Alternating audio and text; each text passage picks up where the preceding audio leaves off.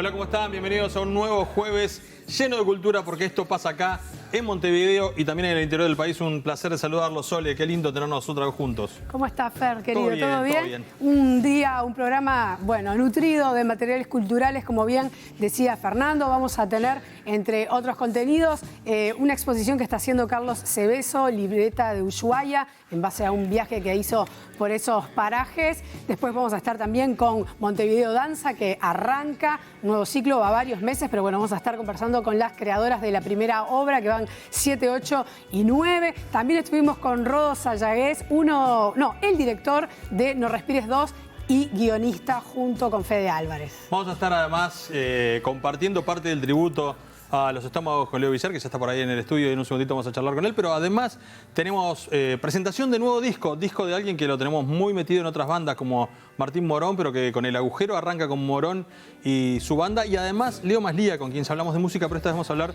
de sus cuentos impensados. Pero también hay un sello precioso que se llama Fil de Agua, que tiene cosas para contarnos. Sí, justamente vamos a compartir con ustedes este informe porque el sello discográfico Fil de Agua, que es un sello independiente, organizó 4 fechas que son 3 viernes y un jueves en la Sala Lazaroff, pero bueno, se lo compartimos acá. Fil de Agua es uno de los sellos independientes montevideanos que desde fines de los 2000 mantiene una consistente actividad discográfica, editando varios discos por año, creando ciclos y shows en forma colaborativa y en colectivo. En septiembre realizarán un nuevo ciclo, el 15º Interfestival de Canto en la Curva de Maroñas, y esta es la excusa para meternos dentro de su historia y su presente. Una nueva emoción en el sacrificio de la mente. Fil de Agua empezó así como a existir sin ser un sello ni nada, es como para editar los primeros discos de las bandas que grabábamos nosotros. Cuando empezamos a grabar nuestros propios discos por 2008, 2009, en un momento fue como eso, bueno, ¿cómo lo editamos? Y empezamos a ponerle ese nombre que era más de una cosa medio onírica, medio así, de un viaje en común que teníamos con esa barra, de una visión como del mundo inundándose, algo así, inundando las ciudades, así el mar. Y ahí salió esa idea, pero quedó por esa en una época que ni se sabía que iba a ser un sello ni un colectivo, mucho menos.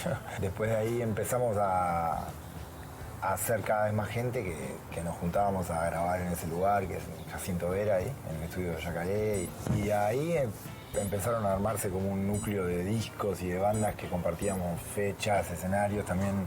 Y en paralelo ya, en esa época, a partir del 2011 más o menos, ya empezamos a trabajar como en los colectivos, pero desde un lugar que nos interesara como estéticamente también, no solo la parte humana, sino como que también tuviéramos una resonancia artística en los proyectos, más allá de lo filosófico, que está buenísimo, pero en este caso hay una arbitrariedad artística también de buscar una curaduría, digamos, algo así. Yo lo que quisiera agregar, en realidad, lo que decía Fabri, es que quizás el sello Fil de Agua, en realidad, como ese nombre, ¿no? Tiene 2 etapas. Una etapa que era más de sello y la segunda etapa, digamos, es un trabajo más bien colectivo, es decir, con todas estas personas, estas bandas que se dio una instancia de decir, ok, esto que se da de hecho, tratemos de organizarlo un poco y de potenciar todo lo que tienen estos proyectos para dar, que ya lo hacemos, pero bien, quizás podríamos poner una cabeza para que funcione de una manera mejor.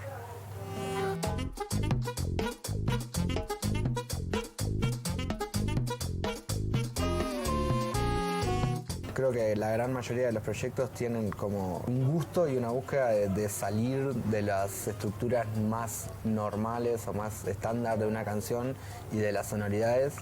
Entonces creo que justo ahí en ese cruce es donde más se relacionan todos los proyectos, más allá de que hay amplias diferencias estéticas. Yo trabajé con Fabri en la música de una película, y ese fue como el primer acercamiento a trabajar, y después seguimos colaborando en lo que fue el siguiente disco del señor Faraón. Una amistad te lleva a conocer a otra persona y se empiezan a generar como lazos que están ahí. Se abre otra puerta a las colaboraciones entre los músicos para sus diferentes proyectos. Yo creo que me acerqué en primera instancia como escucha y escuchando. En particular, el primer disco de Cielo de Plomo, antes de ser parte, y el Mux Mux, son 2 discos que escuché muchísimo en su momento y me conmovieron mucho. Desde afuera era donde estaban pasando las cosas que más me tocaban y más me conmovían, y me acerqué como para trabajar puntualmente un disco y terminó desarrollándose todo el resto. Compartíamos la primera parte de este informe que realizó Cristian Latequi. El próximo jueves tendremos la segunda edición. Y nos vamos a meter en el agujero. ¿Qué es el agujero? El disco inicial de Martín Morón como solista, o su propia inspiración puesta en un trabajo, que lo hace con su banda que se llama Los Intensos. Fuimos nos metimos en el agujero hasta el búnker de Martín Morón, porque es tremendo el lugar que tiene, y ahí nos sentamos entre los trombones a escuchar lo que nos cuenten las historias de esta obra inicial, porque en realidad comienza un nuevo camino en su vida. Todas las canciones pasan por acá, si no sé si nacen todas acá, algunas nacen en una maquita paraguaya, o yo qué sé, o hijas de situaciones y momentos que no siempre son acá, pero pasan por acá es el laboratorio. Las letras son todas mías, salvo una, que es el tema 3, que se llama Estás en mí, que es un poema que compuso mi abuelo en 1965, o sea, que es que en un momento abrí ese libro de poemas que está por ahí, azarosamente buscando, que tenía una música que precisaba letra, y bueno, quedé como impactado, como diciendo, vos, estamos en la misma, da vuelo, dale, vamos. Y después en cuanto a las músicas, hay una que la hicimos junto con Nico Varela, porque era un tema que yo ya tenía la letra por un lado, y lo quise juntar con una música que la gracia era que no coincidía, que a mí me gusta un poco a veces esa tensión, esa incomodidad, ¿tá? Porque la música era como muy alegre y la letra muy peleadora. Entonces eso que al principio dijimos que bueno que está, después nos empezó a molestar y lo queríamos más peleador. Entonces dije, bueno, vamos a empezar de cero. Tenemos la letra esta y empecemos la música entre los dos, y esa es la coautoría con Nico. Y ya teníamos el pacto hecho hacía más de 10 años, que yo ya le había dicho, vos, si hago un disco, quiero que vos seas mi productor. Y bueno, después fue renovar ese contrato, que ni hablar que está basado no solamente en la música, sino en un backup afectivo, que yo para mí lo consideraba necesario e importante tenerlo a favor. Pensaba sin saber si iba a ser yo el cantante. Después de saber que quería hacer un disco, decidí que iba a ser yo el que lo cantaba.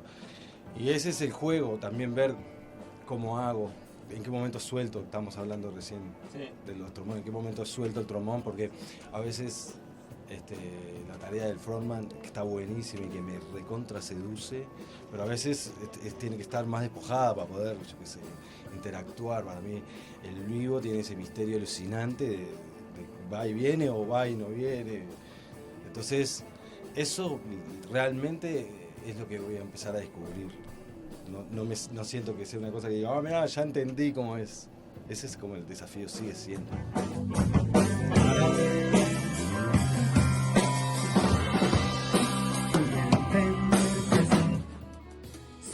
Yo traté de buscar un cierto equilibrio entre no repetirme en una manera de laburar, pero tampoco quería tapar el sol con la mano, porque yo no reniego para nada de Abuela Coca, y yo reconozco mi impronta, muy grande, no tan grande, gigante, minúscula, pero reconozco mi impronta en la música de la Abuela Coca.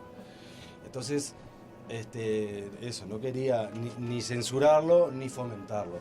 Entonces, por ejemplo, muchas canciones las habíamos tiroteado con Abuela Coca, y algunas las tenía hasta maqueteadas. A la hora de hacer este disco no le mostré esas maquetas a Nico.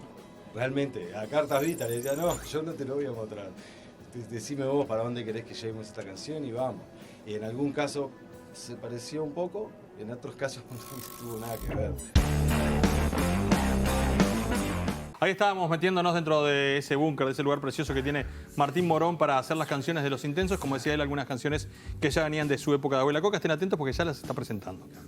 Muy bien, y ahora, como les decíamos al inicio del programa, comienza Montevideo Danza. Estuvimos con las creadoras de La Zona, que va 7, 8 y 9 en la Zabala Muniz. Se tratan de Yasa Tinoco y María Pintado. Lo vemos. Zona nace de nuestras charlas y nuestras preguntas, nuestras dudas en torno a nuestra experiencia como migrantes. María en otro país, que me vuelve, y yo como migrante que llego, pero más allá de la experiencia personal, nace de la inquietud sobre cómo nos hacemos en el territorio, o sea, cómo el territorio nos construye cuando viajamos o estamos en un lugar o en otro, y cómo nosotras terminamos construyendo territorios.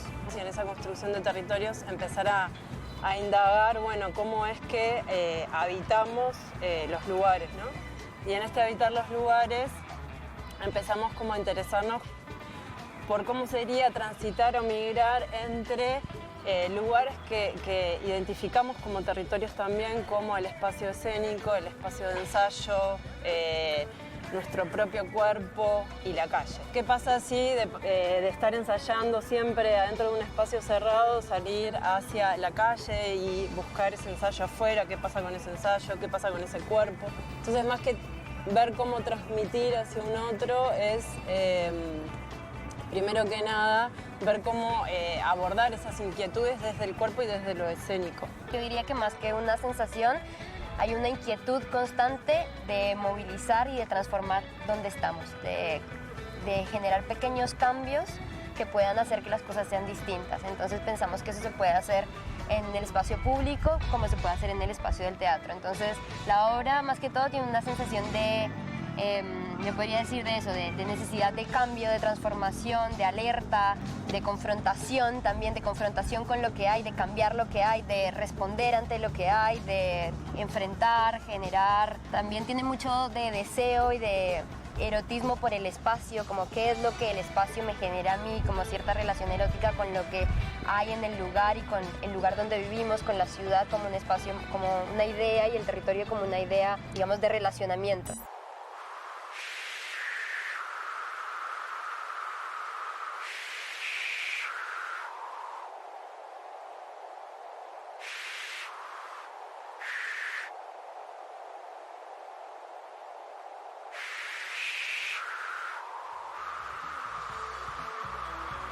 Por ejemplo, zona es un espacio, eso, como el llegar a la zona o generar una zona es cambiar un poco lo que hay, es generar, como en este momento estamos haciendo nosotras, que generamos un set de video ahora aquí, ¿no?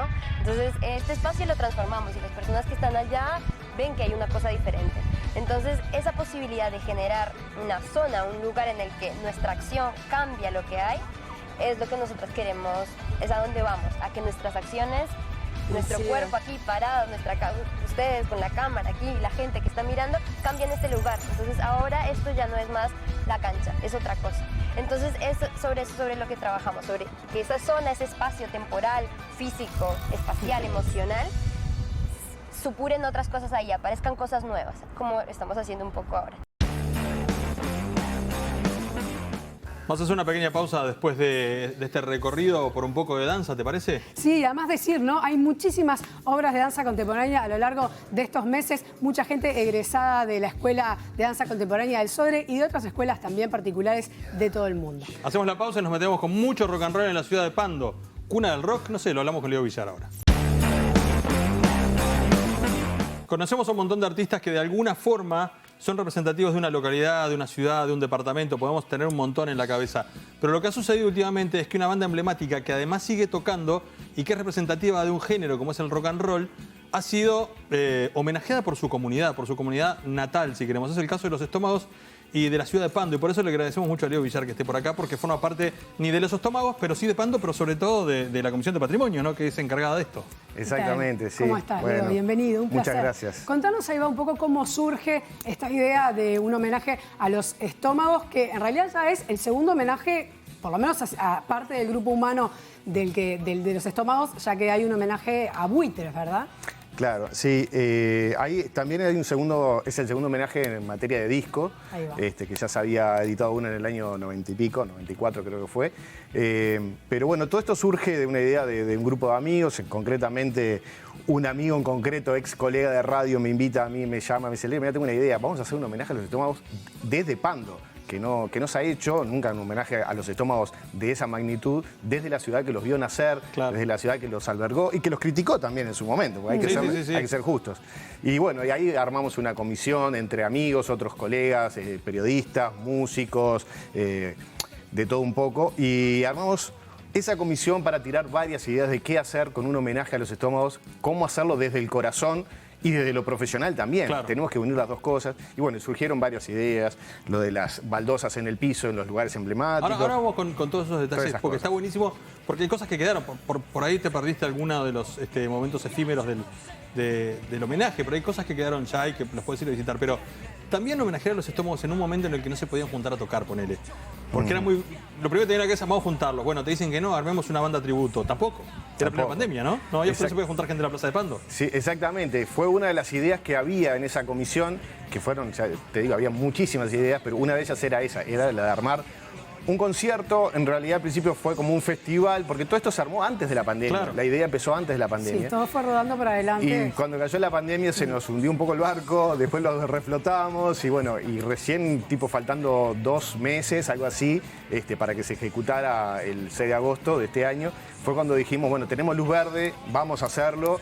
Ahí hablamos con la Intendencia, hablamos con un montón de colaboradores y bueno, y todo salió. por A mí me suerte. parece sumamente interesante eso de que se haga desde Pando, porque si bien refleja la historia, para mucha gente que escucha los buitres capaz que no sabe eso de dónde salen los estómagos, ¿no? O sea, de alguna manera es hacer un poco de historia, enseñar.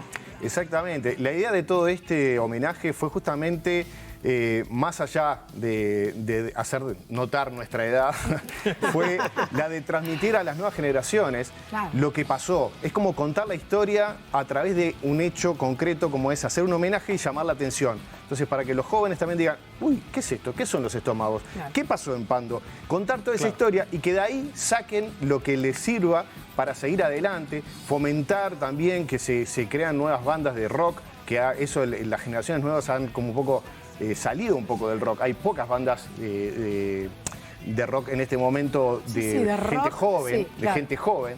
Entonces también un poco fomentar todo eso, mostrar lo que se hizo, cómo se hizo, las cosas que tuvieron que saltear para llegar a donde llegaron y de alguna manera facilitarle el camino para que digan, bueno, vamos, está bueno esto, vamos a hacerlo también, vamos a intentarlo.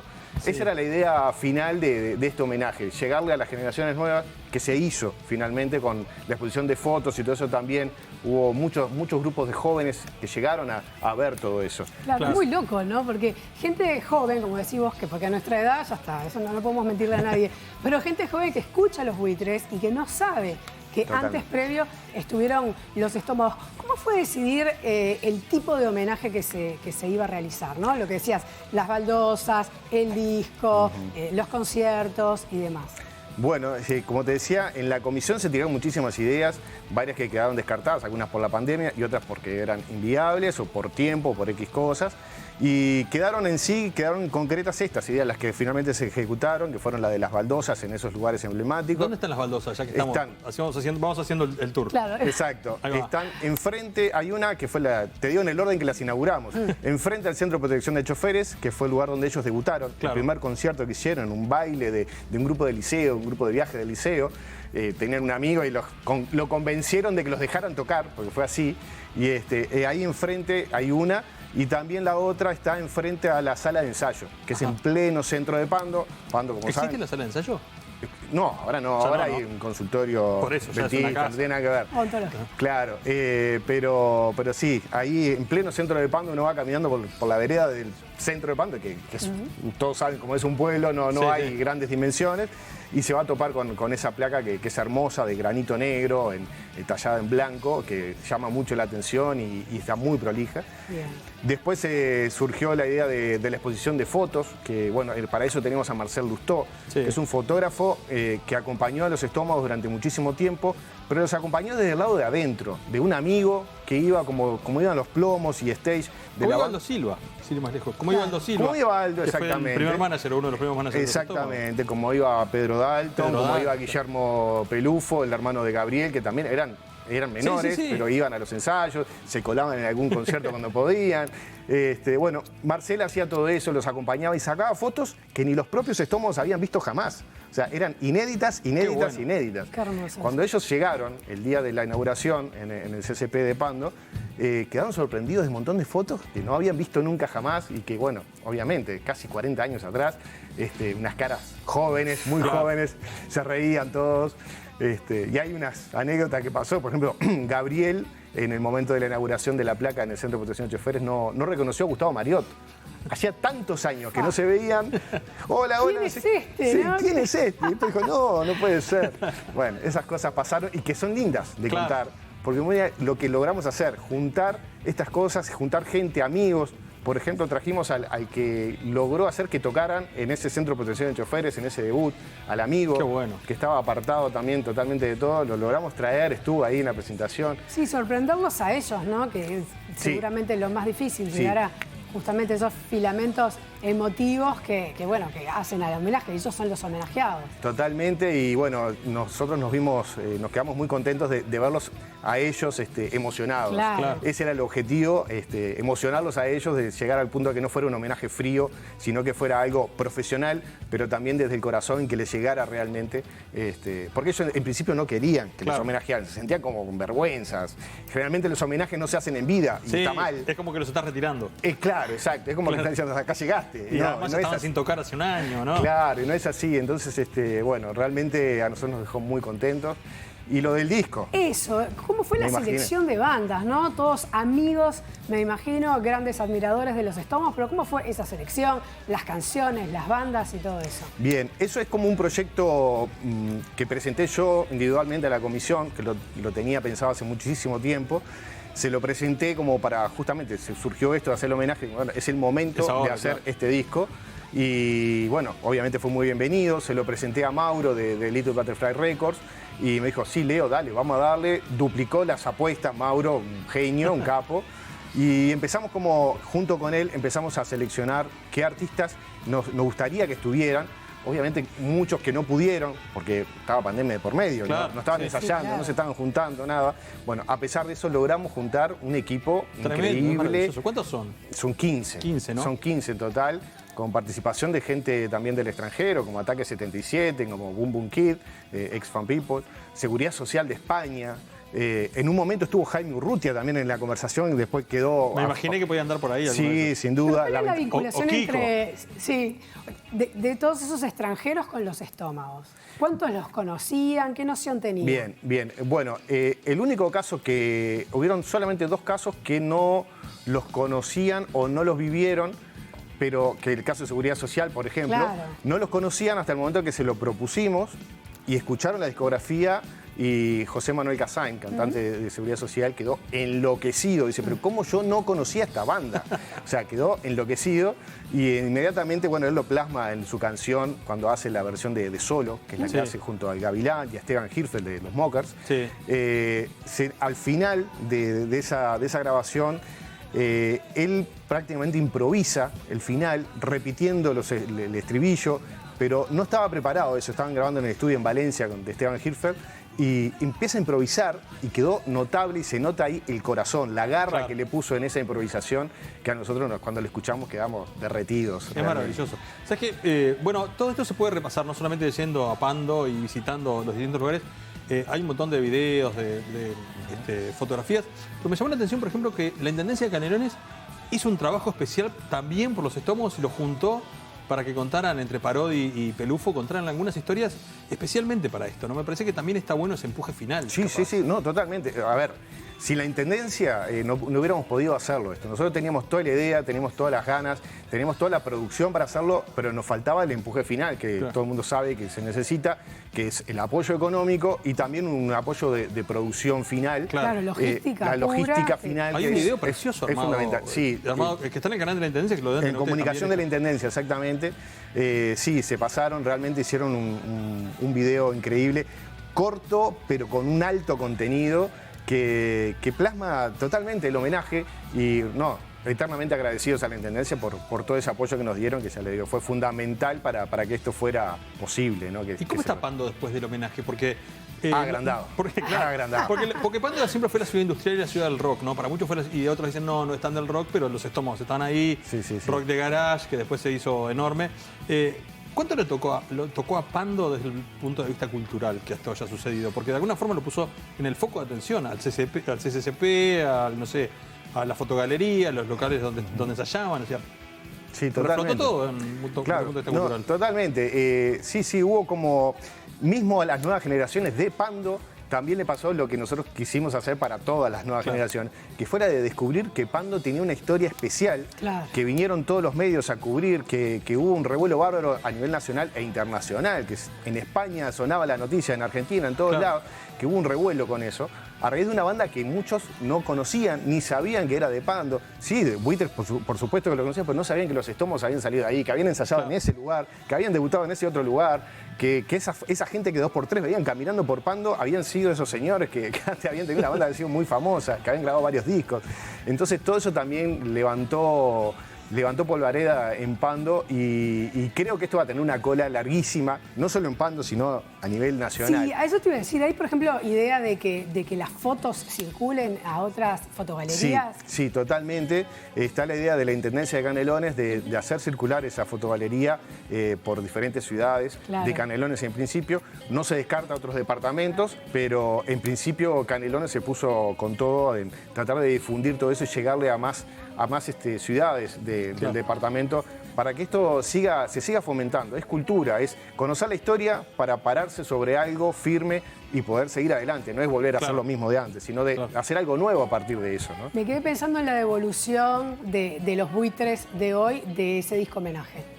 De Pelufo, de Parodi, de toda la gente. De Pepe. Bueno, claro, de Pepe, de todo. Claro, sí. Bueno, realmente ellos, como decía antes, están súper emocionados y no podían creer la magnitud de la tensión que generó todo esto.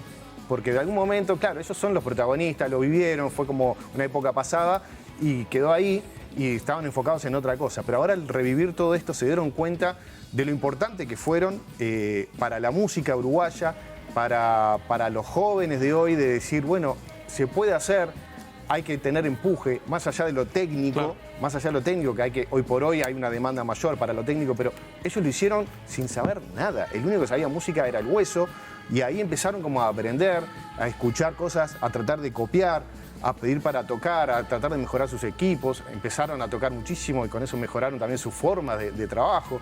Claro, valentía y la rebeldía esa propia del rock, ¿no? No olvidemos, y más en esa época. Claro, en esa época donde todavía había racias, donde no era fácil juntarse a ensayar, a tocar. Hoy por hoy, bueno, cualquier grupo de amigos forma una bandita. Además, hay hasta cuestiones económicas que antes no estaban, ¿no? Tener una guitarra, tener un instrumento, tener una batería, era mucho más complicado. O sea, que realmente era un acto de alguna manera revolucionario. Eso, esas primeras bandas de rock. Totalmente, y no olvidarse de que también era un momento difícil político. Claro.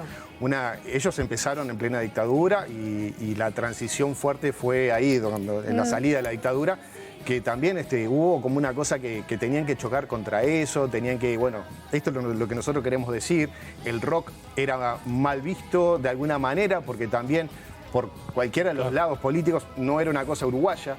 No, era una cosa que venía de otro lado. Popular, ni era la música. Era difícil en ese momento, pero lo lograron. Y ese es el mensaje, lo lograron, se puede. Y eso es lo que se le quería transmitir a las nuevas generaciones, contarles eso. Y eso también te sirve para vos, Leo, con esto de que lo lograste vos y la comisión y se pudo hacer. Gracias, de verdad. Invitamos a la gente a buscar el disco tributo, a pasar por Pando, a buscar esos lugares y estén atentos dónde va a estar la fotogalería, porque es historia viva. O sea, ves los Buitres y estás viendo una buena parte de los Estómagos y una buena parte de la historia. Leo, Gracias. el disco se puede encontrar en todas las plataformas digitales. Perfecto. En la que quieras. Solo en busca de un lugar. Genial. Muchísimas gracias, Leo. Gracias, Leo. A ustedes. ¿Qué pasa? Y seguimos con RT Producciones para lo que quieras. Hacemos una tanda, ya regresamos.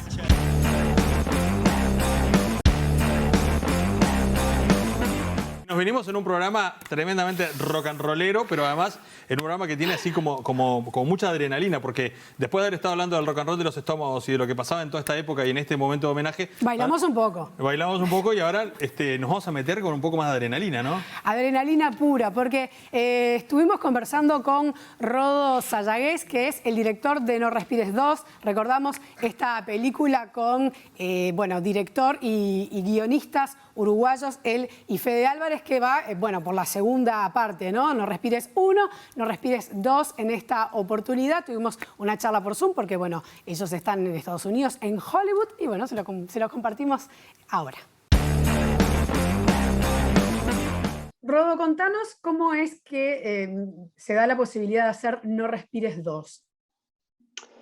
Bueno, luego de que salió la primera película, con Fede sentimos ganas de seguir explorando ese mundo y los personajes, y se nos ocurrió que estaba bueno continuar observando la vida del personaje del ciego, que en la película es el antagonista, y nos parecía interesante traerlo a un lugar más de protagonista para explorar un poco más su vida y cómo seguía su vida en los años siguientes a la invasión. Nos parecía divertido ver qué pasaba con un personaje como él, que se había escapado de la justicia, que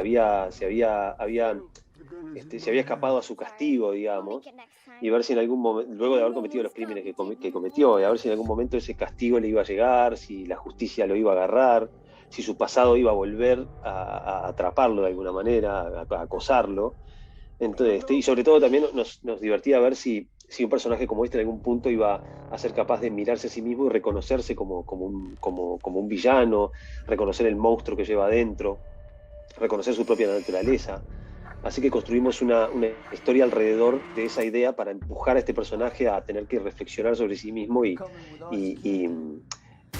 reconciliarse con su propia oscuridad, digamos. Stephen Lang, que interpreta al ciego, es un tremendo actor, tiene más de 40 años de experiencia, ha trabajado con grandísimos directores, desde Michael Mann hasta James Cameron. Hay que acordarse que él es el villano de Avatar. Él logró darle una profundidad y una dimensión al personaje, tanto en la primera parte como en esta, que es mucho más de lo que nosotros habíamos concebido en primera instancia a la hora de escribir los guiones. Entonces sí, es verdad, por eso la gente reaccionó muy bien a ese personaje en la primera película, y nos pareció entonces que tenía sentido seguir su camino, ¿no? A la hora de hacer una secuela. ¿Cómo es trabajar en ese medio que de alguna manera está tan asentado un grupo, una dupla, o bueno, también está Pedro Lu, que ni que hablar, de uruguayos, ¿no? O sea, ¿qué libertad tienen para poder hacer lo que quieren? Por suerte nos han dado grandes libertades siempre dentro de ciertos márgenes, ¿no? Esto es una industria muy competitiva, muy difícil, que sabe muy bien lo que quiere y en donde prima lo económico también. Entonces, a veces se hace un poco difícil y uno tiene que regirse a ciertas reglas, pero por suerte hemos tenido márgenes amplios para hacer lo que nosotros queremos. Y también está un poco en la astucia de los cineastas a aprender cuáles son las reglas del juego acá y aprender a esquivarlas un poco y a jugar con ellas y a recombinarlas de manera tal que uno pueda de repente hacer algo distinto, pero de alguna manera sin romper las reglas, ¿no? y sin salirse mucho de los cánones. Se logra con muchas horas, días, meses de trabajo. Pasamos mucho tiempo con Fede trabajando en el guión y pensando ideas para cada una de las escenas, y lo que uno hace es que cada vez que siente que se está acercando a algún tipo de cliché, tratar de alejarse, ¿no? Está bueno, ¿sabes, Fer? El tema de que sea una de esas películas de suspenso y de terror donde el mecanismo es siempre el mismo, pero no deja de sorprenderte, claro. ¿Entendés? O sea, es como parece que fuera una fórmula, pero bueno, esa vuelta para que te siga asustando, te siga sorprendiendo y te mantenga la atención. Vale la pena verla. Yo podría decir exactamente lo mismo de Leo Maslía, porque este libro que acaba de reestrenar, si querés, que se llama Cuentos Impensados, es un libro de por allá del 2008 y siempre le encuentra la vuelta para volver a sorprendernos. Por eso es que fuimos a charlar con Leo Maslía, que con los mismos dedos y las mismas teclas que tiene en el teclado del piano, las utiliza en la computadora y antes en la máquina de escribir para este tipo de literatura tan linda que siempre nos propone. No, escribía y escribo todavía un poco de las dos maneras. Algunas cosas las escribo directamente en una computadora o si no, las escribo en alguna libreta, en un cuaderno y después las voy pasando. Hay algunos escritores que me comentaron, y hay como dos generaciones, ¿no? Que dicen, tengo un grabadorcito y se me ocurre y grabo, y otros que me dicen, ando con una libretita. ¿Vos sos de andar con una libretita o más de cabeza? Me acuerdo de una frase. Sí, ando, sí. Lo que pasa es que ahora hace con más de un año y medio que no ando. Claro, estamos sin andar. Entonces cambió la cosa, ¿no? Pero bueno, si la neonormalidad se llega a parecer a lo que era la vida anterior, voy a volver a eso. Acá hay una linda compilación de narrativa, de cuento, de ensayo, y te metes con un montón de cosas, con el teatro, con la música, con el público. Sí, se llama cuentos, pero en realidad hay todo tipo de textos, desde algunos entre comillas más de tipo experimental y otros que son cuentos así bastante cabalmente merecedores de tal nombre. Hay quizá, no sé, una veintena o más de libros también de textos cortos anteriores, ¿no? Entonces es como que hay cierto tipo ¿cómo te puedo decir? Acostumbramiento a cuándo considerar que algo puede ser un libro, ¿no? ¿Qué rejunte de textos, en el caso de que no sea un texto unitario como una novela o algo así, ¿no? Que también, bueno, he escrito algunas. Pero no, te diría que no obedece ni obedeció en este caso a ningún precepto especial. Es como una sensación de que, bueno, a ver, o sea, cada tanto mirarlo, a ver lo que tengo y, bueno, empezar a juntar en una carpeta a ver cómo van ciertas cosas con otras y bueno, es una cuestión más bien intuitiva de considerar que eso puede conformar un libro. Tiene fotos el libro, que si se escanean con un celular, ya sea teniendo cierta aplicación en el celular, que en el libro está indicada cómo se llama la aplicación, o entrando al sitio de la aplicación esa sin necesidad de descargarla, te remite a un video donde aparezco acá, por ejemplo, diciendo, claro, como que esa es como la primera imagen del video, entonces está asociada a como que se dispara el video donde estoy contando ese cuento, diciendo ese texto o actuándolo en algunos casos. Y la atención, además de la música y de los libros de Leo Maslía, tiene que estar en que de un momento a otro va a estar estrenando en Argentina y en Uruguay, y ahora que se está abriendo la frontera, una obra de teatro en la que él mismo no solamente la va a escribir, sino que él mismo va a actuar. Así que estén atentos porque Leo Maslía se viene con todo. Con estos cuentos impensados reeditados, con su música, con lo que está haciendo con el coro y además una obra de teatro con él actuando. Excelente. ¿Qué más se le puede pedir a Leo Maslía? Nos vamos al subte municipal porque allí hay una exposición del gran pintor uruguayo Carlos Seveso, que bueno, en esta oportunidad, tras un largo viaje de más de una oportunidad que hizo a Ushuaia, bueno, saca esta libreta de Ushuaia. Sentir cómo provoca el humo de tu boca, quedan ganas de tirotear. En unas vacaciones de verano, que yo tuve la idea un poco loca de proponerle a mi esposa de que no quería playa, que tenía la ilusión de conocer el sur argentino, la Patagonia y Tierra del Fuego si era posible. Y bueno, y ella me dijo que sí, que bueno, para cambiar un poco, y nos fuimos a Ushuaia. Y la verdad que la experiencia fue deslumbrante en todo sentido, ¿no? Visualmente, como encontrarse con algo de lo que yo había leído previamente, pero muy de casualidad, ¿no? Por ejemplo, en lo que tiene que ver con la Patagonia, a Hudson, con el librito ese precioso, Días de Ocio en la Patagonia, y también la obra brutal de Osvaldo Bayer, La Patagonia Rebelde, ¿no? Entonces, bueno, fue una combinación de sensaciones visuales y conmovedoras de lo que podía o lo que había ocurrido ahí, la gente que había andado por ahí. Había llevado una libreta, que casualmente son estos papeles que tengo acá atrás, una libreta con un formato que yo ya venía trabajando, muy apaisado, lo que en pintura se llama formato marina. Y bueno, y tomé algunos apuntes, ¿no? Ninguna de las obras que está acá la terminé ahí porque era imposible, ¿no?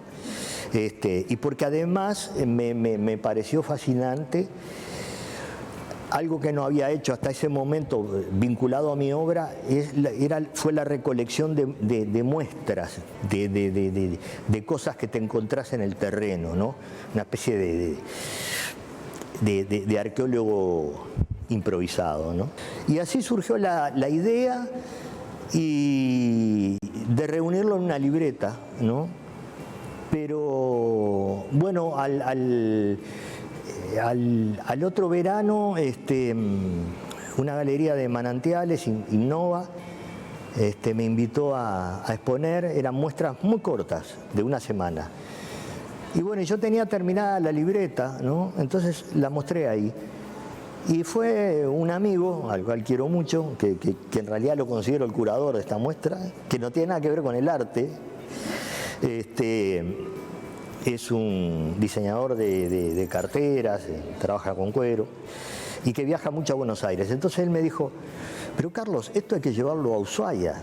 Y yo le dije, vos estás loco.